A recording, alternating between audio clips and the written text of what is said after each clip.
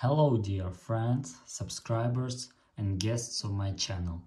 In this video I want to show and tell you how to add website link to Facebook. Please put your like, subscribe to my channel and share this video with your friends. Let's get started. So, first you need to go to Facebook.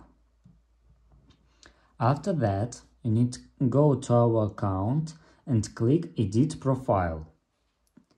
After that, scroll down and click Edit Near Links. After that, click Add Website and here enter website address. For example, I enter apple.com. Click Done, Save, and that's all.